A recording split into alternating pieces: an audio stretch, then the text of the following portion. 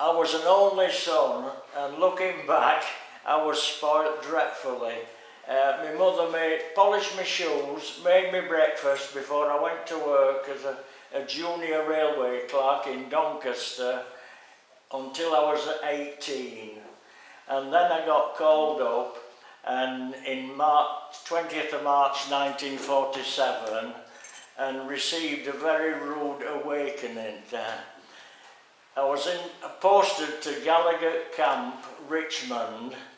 At the time, the terrible winter dragged on, and the winter was so terrible that the RAF closed all the aerodromes, and two pals of mine were in the RAF, and they came home on leave for either 6 or 7 weeks leave. And so you can imagine how bad the winter was. And on the Settle Car line, railway line, there was a railway engine and all the carriages covered in 30 feet of snow, and they got German prisoners of war. This was in 1947. There were still some Germans in the country, and they had to shovel the snow out to clear the railway line. Anyway, I did 6 weeks primary training in Gallagher Camp, Richmond, with the Green Howards.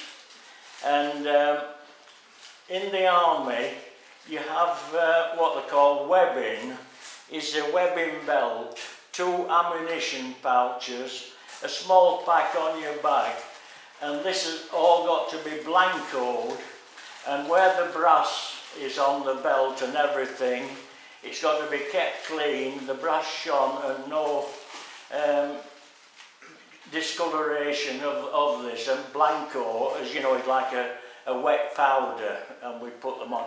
Now, I did this and it was drying, and then you're on parade, and my webbing was still wet, so I had to hurriedly put it all together and go join the parade about 2 minutes after everyone else. And of course, the Sergeant Major took a dim view of this, and I was put on a charge. Marched into the company office, and I was trying to give an excuse to an old captain who should have been shot, and he said 7 days jankers. So I was the first man in our platoon to go on jankers.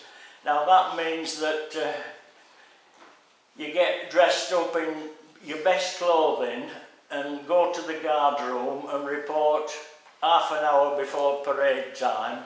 You come back and you're in denim clothes, and you know, you do your army training, and as soon as that's finished, you're back into rough clothes, denim.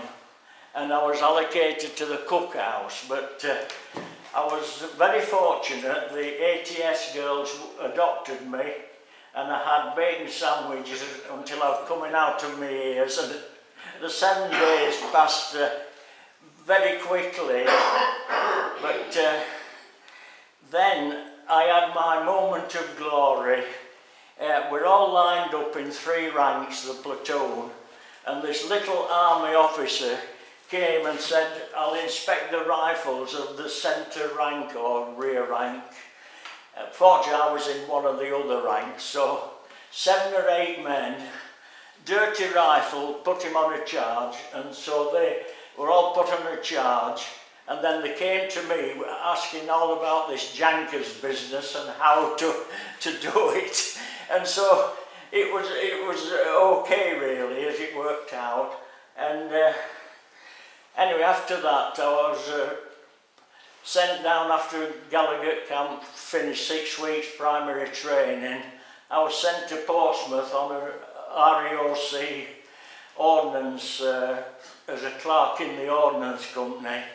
And our badge is a gun with 3 cannonballs, and it denotes that about 100, I forget the time, 150 years ago, the ordnance company is responsible for giving all the supplies to the army, you know, everything. and somebody boo-booed and sent the cannonballs too big to some war in the Crimea or somewhere else, and they wouldn't fit in the cannons, so we had the ignominy of having them on the badge afterwards. That's REOC. Anyway, after Portsmouth I got posted to Chilwell in Nottingham, and I worked there for about 3 or 4 months as a clerk in the office, and then I made the mistake of giving 10 bob to the company clerk and saying, can you give me a posting to Germany? Anyway, the next news on company orders, I was sent to Malaya. Never got me 10 bob back.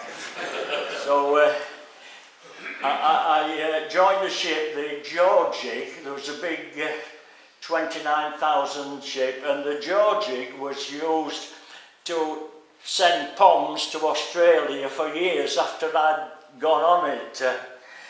And so I was posted on that, and we sailed it from Liverpool about, it's October I think, I've forgotten the date, and we carried on.